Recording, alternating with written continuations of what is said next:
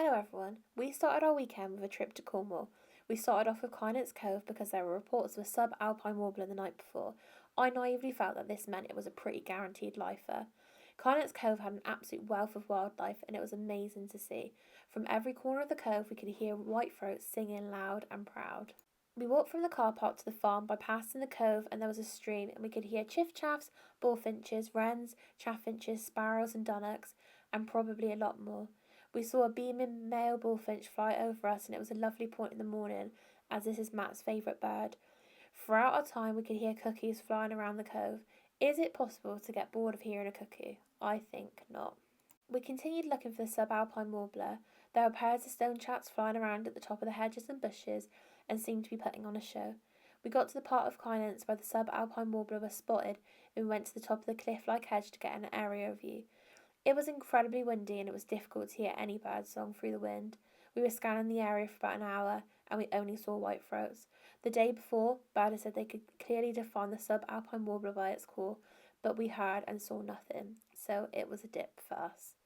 We next went to Croft Pascoe Pool. This was an interesting little place and had a small pool where I saw a stunning summer plumage little grebe. It was calling and showing off. I loved it. A purple heron had been seen intermittently, so we thought we could give it a go. We dipped. Did you know that we have dipped purple heron 9 times? I promise you that this video will get cheerier later on. Next we went to one of my favourite places in the world, Marazion. A Savi's warbler and a wood sandpiper had been reported over the last couple of days. We walked around for quite some time and unfortunately dipped both. Although we did see a red kite, which was a year tick for us. It was awesome to see a red kite somewhere other than Hampshire, where there are loads. We walked 7 miles that day and we were knackered, so we had a day off and tried again. I put Merlin on to help me identify the call and straight away, without looking, I knew I could hear an unfamiliar bird.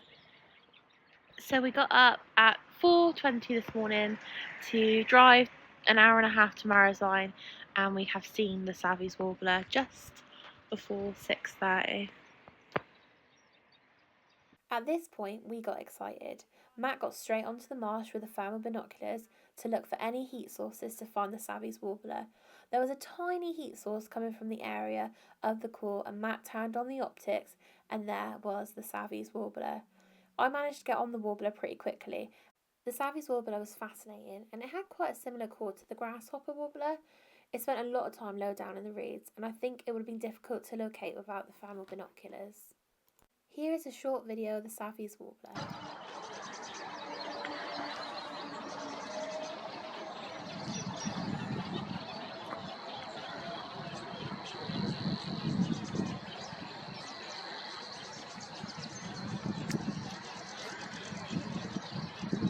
We looked around Marazion Marsh to see what else was around. We saw this female tufted duck, which was great to see.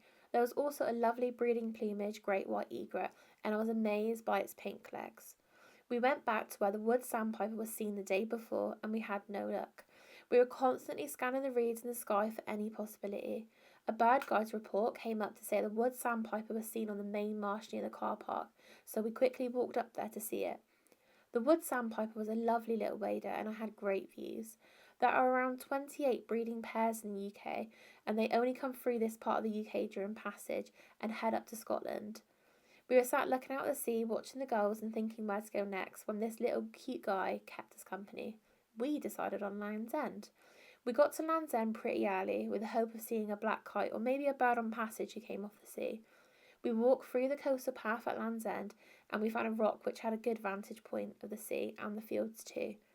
There were lots of activity on the sea and the small cliffs and rocks. I enjoyed watching these shags on their nests, they look pretty cosy. Land's End has 110 acres of outstanding natural beauty. The only thing I would say is it's pretty expensive to park.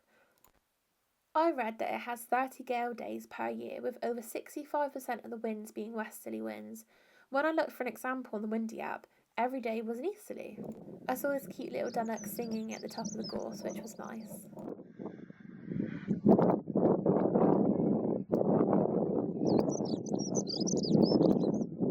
I was doing some informal sea watching using my Nikon P1000 and saw a collection of Manx shearwater, razorbill, guillemots. They were year ticks and it was awesome to catch them on camera. As I was sat on the rock chatting away to Matt, we had windmills flying around and one landed close to us on the edge of the cliff. It was very cool to see. While we were at Land's End, we had the unmistakable call of a chuff.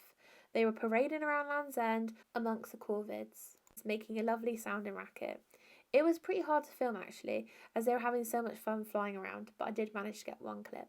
The first day of this weekend trip was a little disappointing, but I still love being out in nature and taking some photographs and videos while I was in such a beautiful relaxing place. It was lovely to get a lifer this week of the Savi's Warbler. Thank you for watching another video, and again I really enjoy making them and I can't wait for my next birding adventure. Here are a few photos of our weekend. Take care everyone and see you soon. Please like, comment and subscribe.